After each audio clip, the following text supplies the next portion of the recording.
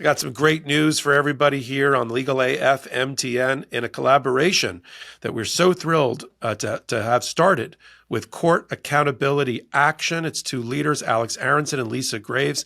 We're continuing it, man. Those pilot episodes took off, Alex and Lisa, 120, 130,000 per to hear about the hijacking of our federal court system up to the United States Supreme Court and what we can do about it. And now take a moment, free subscribe, help us listen to these numbers. We're at 165,000 subscribers after 19 days of being around. I mean, 4 years. It's an overnight sensation after 4 years of working on Legal AF. But take a moment and free subscribe and tell the algorithmic gods that you want more of court accountability action. And you're going to get it right now. We're going to turn it over to Alex and Lisa to talk through the Second Amendment, things that are up at the United States Supreme Court as early as tomorrow, and what our audience can do about it if they don't like what they're hearing. That's awesome. Thanks so much, Popok. We're thrilled to be here. Couldn't be more excited about joining you here on Legal AF as a going concern.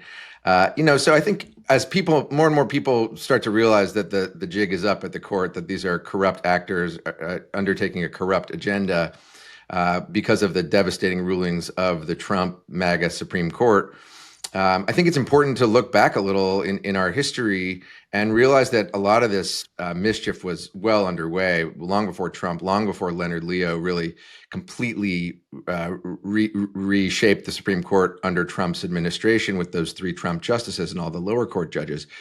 Going back to the late 2000s with the Heller decision that Justice Scalia led for the court, a 5-4 decision. Really, we think of it sort of as one of the very first of the most corrupt special interest driven decisions. Of course, perhaps the original sin of this era was Bush v. Gore when they first stepped in to steal an election. And in 2000 and I'm forgetting now. I think it was 2008 when they decided Heller. They enacted a principle, this First Amendment principle, that there's an individual right to bear arms, that a former Republican Chief Justice, Warren Burger, deemed to be the biggest fraud driven by special interests on the American people in United States history. And this was the theory that the court adopted.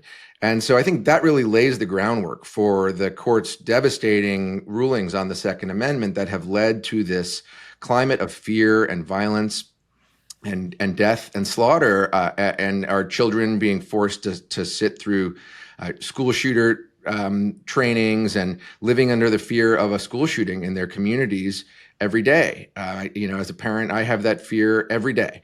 And we can trace it back to this corrupt ruling in Heller. Alex, let me interject for a minute so our audience is up to speed. Sometimes we in the business start talking in shorthand a little bit. Give the audience exactly what happened. It was 2008 in Heller, and with that comment about the language of the Second Amendment and the writing out of certain of the clauses, punctuation and otherwise, so they really understand where this is coming from. And I get it. I'll just leave it at this. I was in Vegas the night of the shooting. Now, I wasn't at the Harvest Festival. I was at another hotel.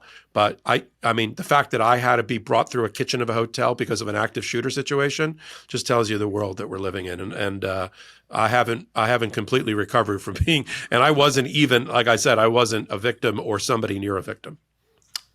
Yeah, thanks. So, Heller was a 2008 decision of the Supreme Court, and it was a challenge by NRA-funded special interests to a DC law that regulated and prohibited the possession of handguns. And what the court did was it effectively rewrote the Second Amendment, which, as I think folks generally know, it has this, they call it a prefatory clause, which is the well-regulated militia clause. We had always understood that the Second Amendment allowed the right to bear arms conditional on this well-regulated militia clause. And there's some, a lot of case law on the scope of the well-regulated militia requirement, but they effectively wrote that language out of the Second Amendment to mean that anybody should be able to have a firearm. And since then, with decisions like Bruen and others, Heller has been extended.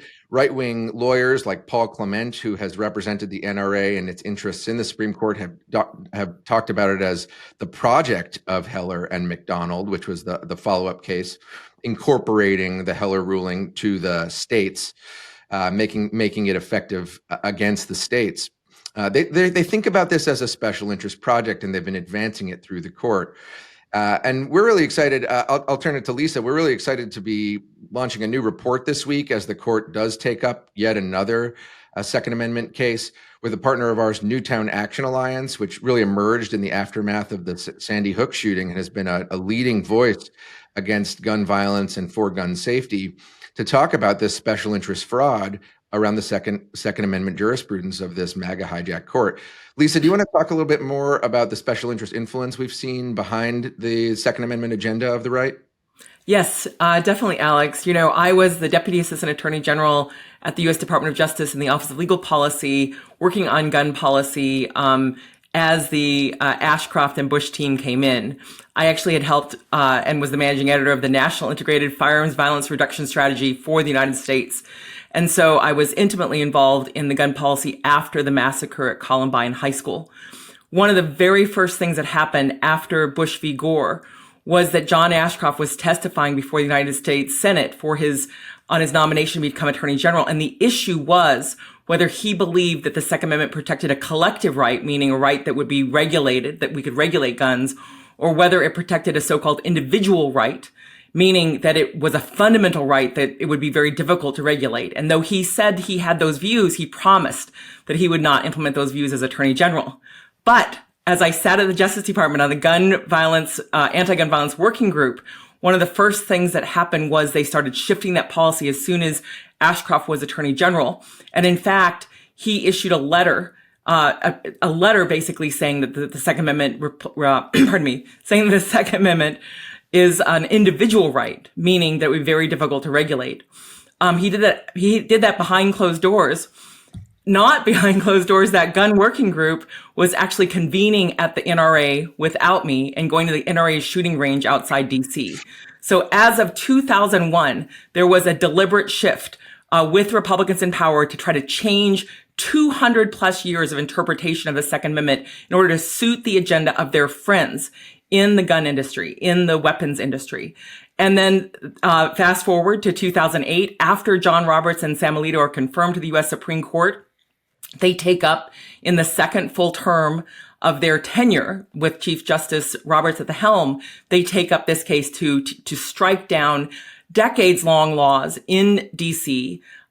Governing whether you could have a handgun, as you mentioned, Alex, and then took on the Chicago gun rule as well.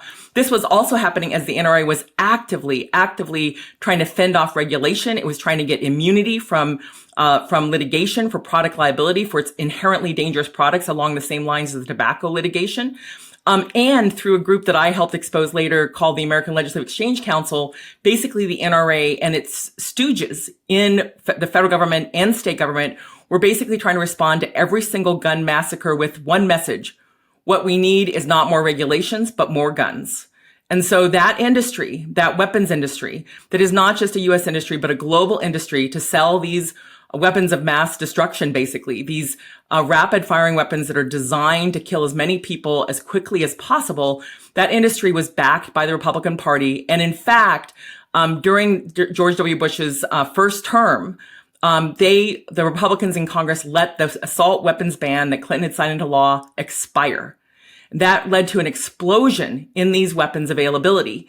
And that has in turn led to the epidemic that we're seeing every single day in these, or every single week at least, where we're seeing these really rapid firing weapons being used in mass shootings.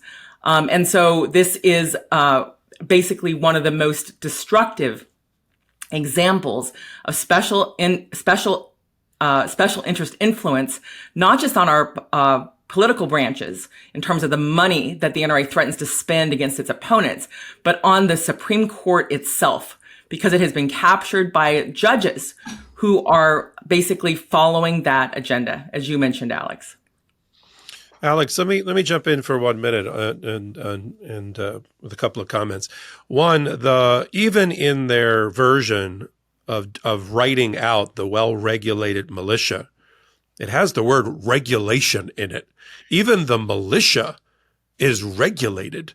And so why they're always up in arms, no pun intended, about regulating and having reasonable, sensible gun control. It's exactly what Lisa said. It's because they've been corrupted by and warped by the NRAs of the world, as you said, who see every solution as being, let's arm everyone to the teeth.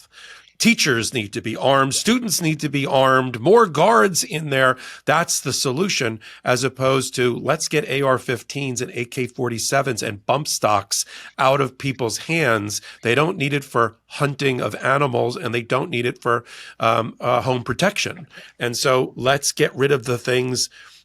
Sure, a handgun could be used in a mass shooting, but usually it's not. It's usually all of these other things. And the other lie, the other trick of the right wing MAGA and of the in a unholy alliance with the gun manufacturers is that it's a mental health problem. It's just a mental health problem. If we just got the parents and the children more mental health, and then where are the budget items state by state to increase mental health services? There aren't any. Just like there aren't any increased services for people that are forced to carry children. There's not more adoption going on in the red states. There's more children in poverty and mothers in poverty because of these rules. But that's the lie, where they just stand in front of the American people and say, we're just going to put our arms we're just going to take these people into our bosom, give them more mental health. Guns don't kill people. People kill people. That's a lie. People with guns that fire rapidly, designed to kill as many people as possible.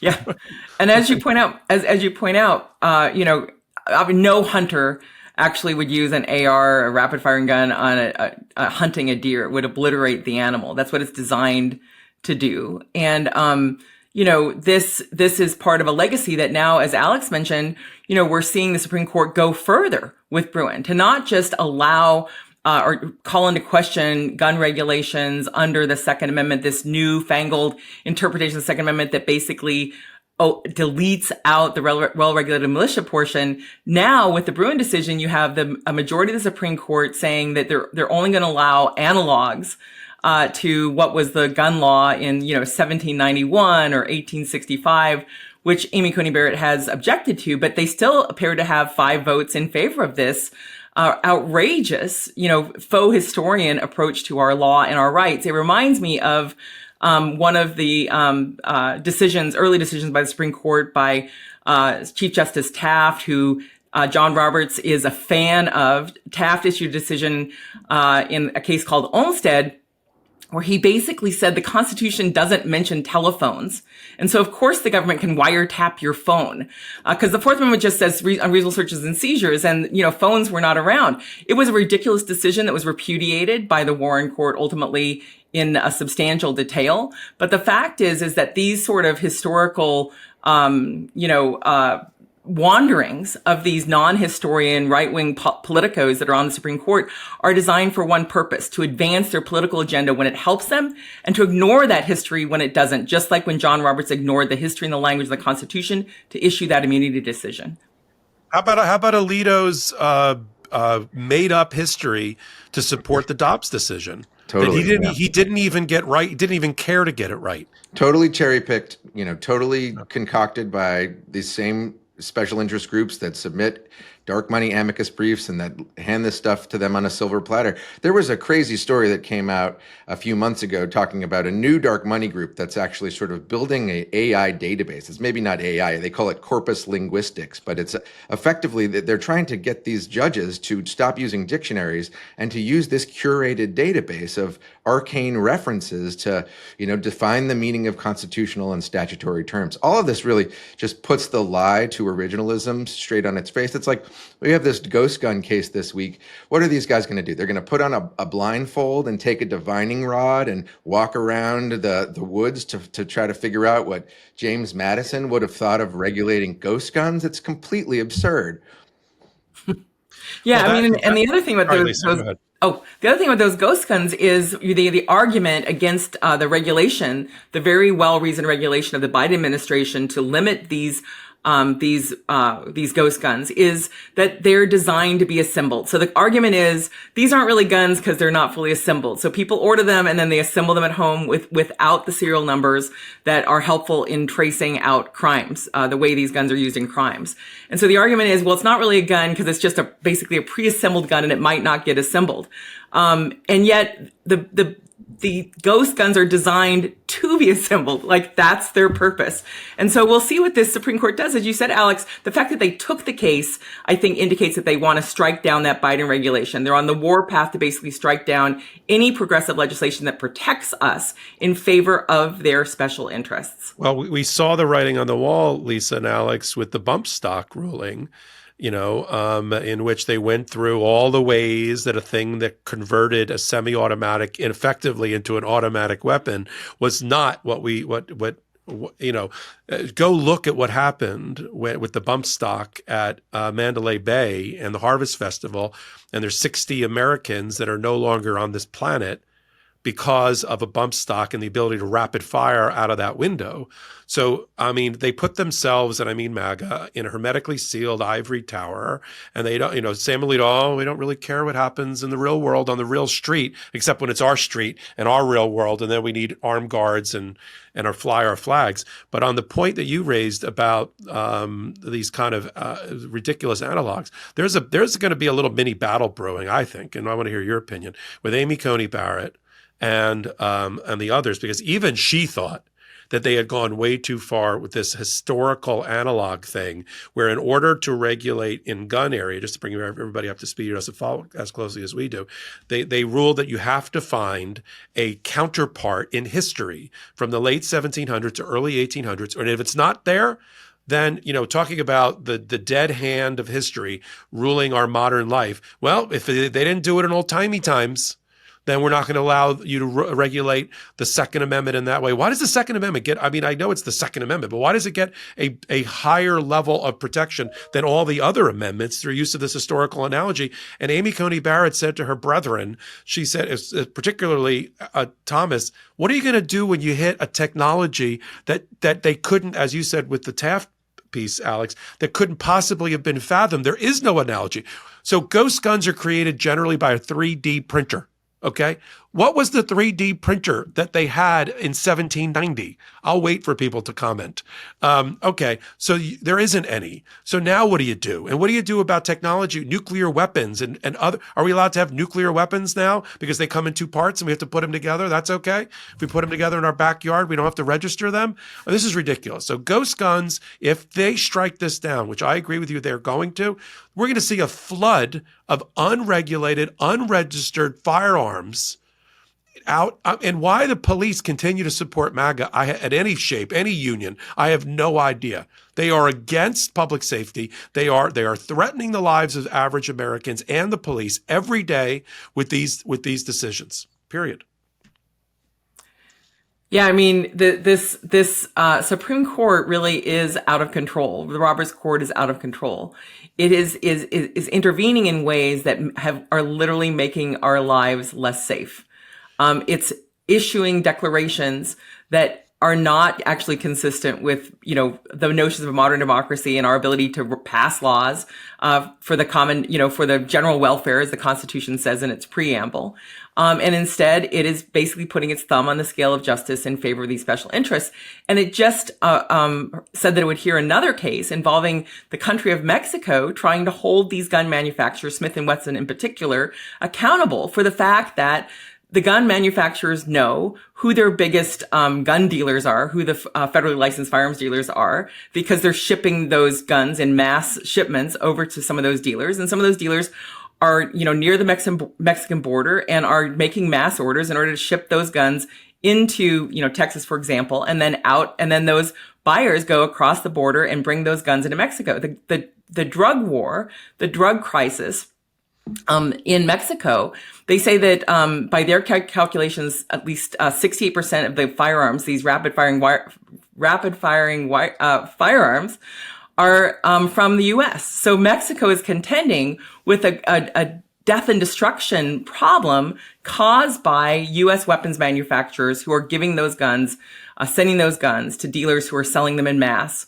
And they want to hold those gun manufacturers accountable. But Ted Cruz and others have weighed in amicus briefs to try to stop that litigation, to try to stop that accountability.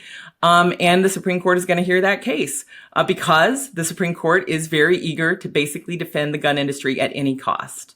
Absolutely.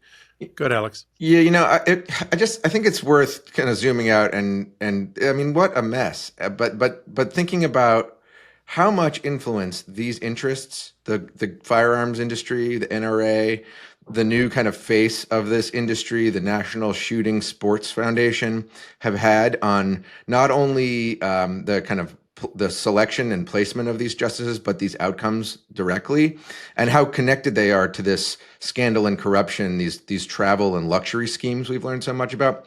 We dive into this in this report. It's pretty fascinating stuff. Scalia, of course, was an obsessive hunter, the guy who gave us Heller. He loved to go on hunting trips. And he died on one, right? He died on one with a sort of secretive order of hunters. It was a far-right Catholic order of hunters down in a lodge in Texas. We still don't know almost anything about the circumstances of that death or who was there because of the secrecy involved. But after he died, it was fascinating. A bunch of his friends, his hunting buddies, came out of the woodwork and started talking to radio stations and newspapers about all these hunting trips they went on with him. And we sort of pieced this stuff together. This really great paper, a research paper, came out a couple years ago and had a lot of it. I talked to the lawyer who put that stuff together, a guy named Stephen Bruce.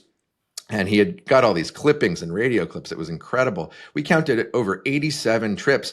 And just like Clarence Thomas wasn't disclosing these trips, neither was Scalia. And he figured out this personal hospitality loophole, the same one that Thomas was using. He would get himself invited to a law school to speak, but on the condition often that a rich guy would take him out to a hunting lodge and he'd get to go shoot quail or deer or elk or whatever he wanted to shoot. One of the trips, while Heller was pending, right as it was being, decided in the DC circuit and coming up for appeal, he was on a secret trip hosted by the NRA, an NRA affiliate in Germany, where they were giving him a silver pistol as a gift for what an ally of the gun industry he was. And one of these gun rights activists, a lawyer who had a brief filed in the case, talked about how he was talking about the proceedings with Scalia while they were ongoing. And, Scalia was sort of tipping his hand. He was saying, well, we got four votes to grant cert in this case. That means we probably have 5 votes to win it. He's talking about we're going to win it as the justice of the Supreme Court. Going ahead to the Trump era, when Brett Kavanaugh was being nominated, the NRA dropped $1 million on ads promising that Kavanaugh would break the tie in these Second Amendment cases. And wouldn't you know it, because they hadn't made these advances yet toward these history and tradition tests that Lisa talked about in Bruin. As soon as Kavanaugh's on the court, after NRA promised he would break the tie, we start seeing right-wing lawyers like Paul Clement pushing the project of Heller and McDonald back to the court. They didn't have as reliable an ally in Kennedy. Once Kavanaugh was on the court, they pushed for Bruin. They got Bruin. And the rest is very depressing and violent history. Well, and that story you tell, Alex, about Scalia, that history, which is documented in the new report that's on the website, the Court County website, it's so compelling and horrifying to see how corrupt Scalia was back then, before people really knew how much corruption had taken hold of the Supreme Court. It's a really important brief. I hope people do check out the site and this partnership with Newtown to read it and share it, because this history is affecting us. It's affecting our rights. And I was so grateful for your work on those issues, Alex, when you were on the Senate Judiciary Committee working as the chief counsel for Senator Whitehouse, and his work to really expose this amicus scheme, this flotilla of amici that are submitting briefs that are basically often funded by some of the same funders who have these ideological interests to limit our ability to regulate industry like the firearms industry. But that point that you made about Kavanaugh and the money coming in that the NRA spent, the other part of that story is we know that a significant amount of that money to the NRA was coming by way of Leonard Leo. So it was Leonard Leo's billionaires funneling money into the NRA in order to put these people onto the court, people who were unfit, like Brett Kavanaugh, never should have been confirmed to that seat, that position of public trust. But he was swept into office in part by the millions spent by the NRA. And then, as you point out, Alex, the Supreme Court, with Kavanaugh as the fifth vote, immediately begins working on this agenda again, going back to another wave of this agenda to aid this industry. I think that's one of the reasons why I'm so proud to be part of Court Accountability, because we have ideas about solutions and actual practical solutions to reform our courts in order to address this corruption, to address these sorts of decisions by this U.S. Supreme Court, to limit our ability to enact common sense regulations of the gun industry. And so Alex's work really spearheading these reform efforts, working with Congress and others in the broader community in order to move forward with a reform is just vitally important. Well, now you know why there is a thing called court accountability action, because sunshine is the best disinfectant. And the more that you know about the corruption and this cancer that's making its way through the federal courts and up to the United States Supreme Court, the more knowledge you have in order to defeat it, and defeat it at the ballot box and in other ways. The Court Accountability Action and Lisa and Alex will be bringing to you in their regular hot takes and their regular content now that they're in collaboration with Legal AF MTN. Take a moment to free subscribe. We're building this channel with our bare hands, and with your help, we're going to be 200,000. I said by Halloween. I think we're going to be 200,000 by later this week of free subscribers. Because that's been the overwhelming support for it, and for content, and for collaborations like the one we have now with Court Accountability Action, Alex and Lisa. Thank you for being here. And for those that we'll put up in the various chats and everything, and in community, we'll put up the different links for the things that Alex and Lisa talked about here, so you can easily find them. And in addition, on Legal AF MTN, look for the Court Accountability Action playlist, which will be an accumulation, a library of all the hot takes that they'll be doing on a going forward basis. There's already 4 or 5 there now, and we just got started. So until we all get together again here on Legal AF MTN, shout out to the Midas Mighty and the Legal AFers. In collaboration with the Midas Touch Network, we just launched the Legal AF YouTube channel. Help us build this pro-democracy channel where I'll be curating the top stories, the intersection of law and politics. Go to YouTube now and free subscribe at Legal AF MTN. That's at Legal AF MTN.